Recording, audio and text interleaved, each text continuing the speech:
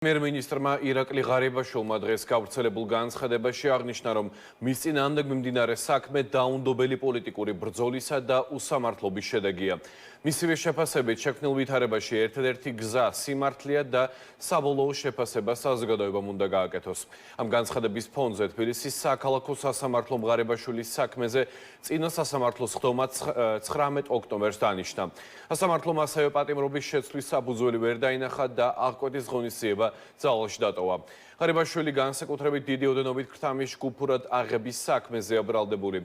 დღევანდელ პროცესს ის არ დასწრებია და სხდომაში მონაწილეობაზე უარი თავადვე განაცხადა. ამ თემას დღეს მაშო დიასამიძე აშუქებს და საკითხის დეტალებს მისგან პირდაპირ ეთერში გავიგებთ. მაშო, გისმენთ.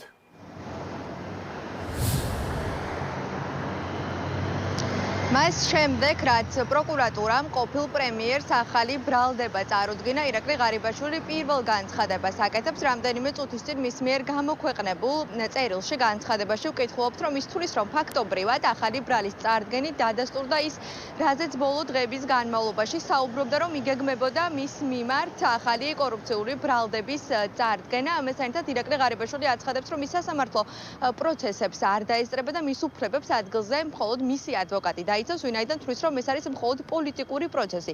ამასთან ერთად საკუთარ განცხადებაში ირაკლი ღარიბაშვილი მიმართავს ხელისუფლებას, რომ მისთვის აღარ აქვს მნიშვნელობა კიდევ თუ რა ბრალდებას დაუყენებენ ან ვის მიაცემინებენ ჩვენებას მის წინააღმდეგ. ის აცხადებს, რომ მათი საზოგადოებას მოუყვება სრულ სიმართლეს. ამასთან ერთად დღეს იყო სასამართლო პროცესი მის ახალ საქმესთან დაკავშირებით. ის თავისივე სურვილით არ დაესწრო ამ სასამართლო პროცესს, თუმცა ადგილზე მისი უფლებადამცველი იმყოფებოდა, რომელმაც არ ისურვა კომენტარის გაკეთება, თუმცა მედიის მიერ დასმულ კითხვებს უპასუხა საქმის პროკურორმა. მან ისაუბრა საქმის გარემოებებზე და დეტალებზე და ამასთან ერთად, როგორც ცნობილია, შემდეგი სასამართლო პროცესი 19 ოქტომბერს 11 საათზე გაიმართება.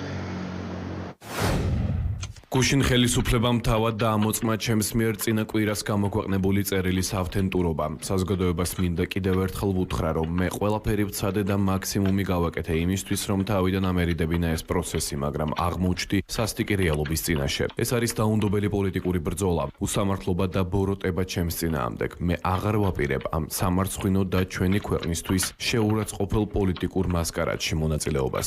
შესაბამისად, არც სასამართლო პროცესში მივიღებ მონაწილეობას. ჩემს ინტერესებს მხოლოდ ჩემი ადვოკატები წარმოადგენენ და დაიცავენ. აქვე ვაცხადებ, რომ ჩემი ამ გადაწყვეტილებით არავის შეურაცხყოფას არ ვაყენებ, არც პროკურორებს და არც მოსამართლეებს. უბრალოდ მხოლოდ იმიტომ, რომ ეს არის პოლიტიკური პროცესი და ვიცი, რა და როგორ მართავს პოლიტიკურ პროცესს სისტემა, აზრს ვერ ვხედავ ვიარო სასამართლოს ხდომებზე და ჩავერთო პოლიტიკურ მასკარადში. მე აღარ მონაწილეობ თქვენ სპექტაკლში. აღარც ის მაინტერესებს, რომელ პატიმარს, მძევალს თქვენი მხრიდან განხორციელებული ფსიქოლოგიური და მორალური ზეწოლის მეთოდებით რას დააწერინებთ ჩემზე და რა ბრალს წამიყენებთ. მოსახდენი უკვე მოხდა, ამიტომ ჩემი ერთადერთი გზა და ბრძოლის იარაღი ჩემი სიმართლეა. ვაპირებ საჯაროდ ვესაუბრო საზოგადოებას და ვუთხრა ჩემი სიმართლე. დაე ხალხმა განსაჯოს.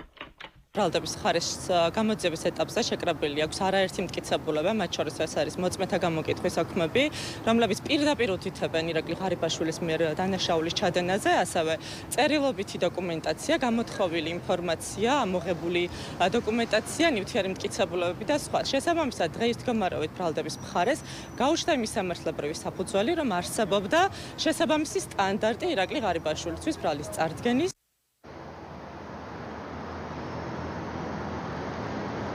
იმის მიუხედავად, რომ ირაკლი ღარიბაშვილი თავად ბრალდებას არ აღიარებს და უფრო მეტიც ის პოლიტიკურ პატიმრად მიიჩნევს საკუთარ თავს, მისი ყოფილი თანაგუნდელები აცხადებენ, რომ მათთვის არ აქვს მნიშვნელობა, ეს იქნება ირაკლი ღარიბაშვილი თუ სხვა ყოფილი თუ მოქმედი თანამდებობის პირი. ნებისმიერ შემთხვევაში, თუ ეს ადამიანები გახვეურები იქნებიან კორუფციულ საქმეში, ქართული ოცნების პასუხისმგებლობაა, რომ ამ საკითხზე პასუხი მოთხოვენ. ამასთან ერთად, ქართულ ოცნებაში დღეს აცხადებდნენ, რომ ირაკლი ღარიბაშვილი თუ აპირებს, რომ სასამართლოს გზით იბრძოლოს, ეს მხოლოდ მისი გადასაწყვეტია.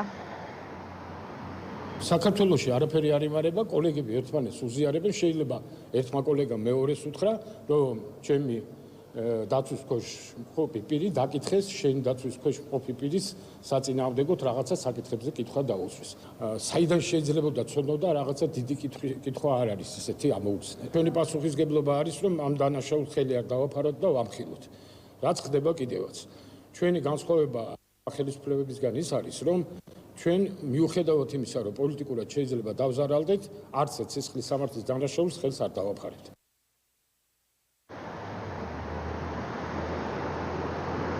რაც შეეხება უკვე ამ საკითხზე, თავად ხელისუფლების ოპონენტების შეფასებებს და განმარტებებს ოპოზიციაში აცხადებენ, რომ ეს პროცესები მიუთითებს, რომ ახლა სახელისუფლებო გუნდში არის დაპირისპირება, კლანური დაპირისპირება და მათ შორის კრიზისი. ამასთან ერთად თვლიან, რომ ახლა არ აქვს მნიშვნელობა კორუფციულ საქმეზე დააკავებენ ყოფილ პრემიერ-მინისტრს თუ ყოფილ თავდაცვის მინისტრს. ისინი თვლიან, რომ ახლა რეალურად ხელისუფლება არ ებრძვის კორუფციას და მათი ერთადერთი მიზანი არის, რომ მისი ყოფილი თანაგუნდელების მიმართ პირადი ანგარიშტორება განახორციელონ. შულს რაღაც დროს მოეჩვენა, რომ თუნდაც აი ასეთი მონობამდე დასული ლოიალურობის კაციც კი შეიძლება მისთვის პოლიტიკურად საშიში იყოს.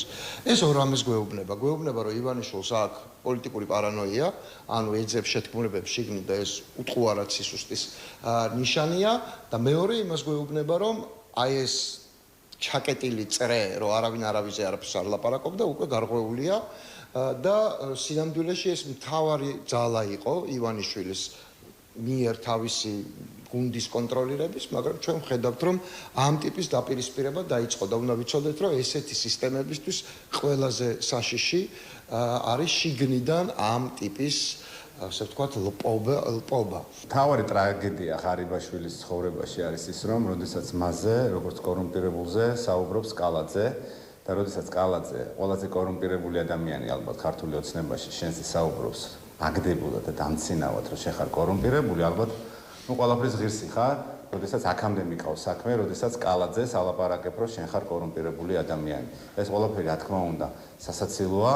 ირაკლი ღარიბაშვილმა ბოლო წერილით ამხილა ის ფაქტი, რომ ქვეყანაში არ არსებობს სასამართლო, არსებობს ივანიშვილის ჩრდილოვანი გარიგებები, სწორედ მასთან ჰქონდა კონტრაქტი ღარიბაშვილს, რომელიც არა მხოლოდ დაურღვია, არამედ მისი ოჯახის დაწიოკება დაიწყო და ამ მხილებას, რომ სასამართლო არ არსებობს ქვეყანაში, მოყვა ახალი ბრალი, ახალი კორუფციული ბრალი და ნამდვილად ცინიკურია ივანიშვილის მხრიდან, რომელმაც შექმნა კორუფციული სისტემა, კორუფციული პირამიდა ქვეყანაში, ბრალს რომ უყენებს სხვას კორუფციაში.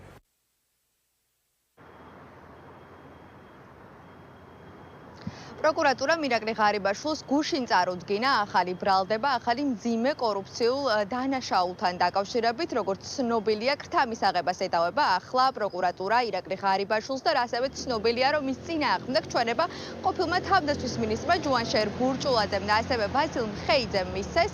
ამასთან ერთად, როგორც თავად ირაკლი ღარიბაშვილის დღევანდელი განცხადება მოისმინეთ, ის აპირებს, რომ განაგრძოს ბრძოლა, ასევე აღნიშნავს, რომ ის არ დაესწრება სასამართლო პროცესებს, ვინაიდან თვლის, რომ ეს არის პოლიტიკური პროცესი, თუმცა ამასთან ერთად აღნიშნავს, რომ ის აპირებს, რომ საზოგადოებას უთხრას სიმართლე.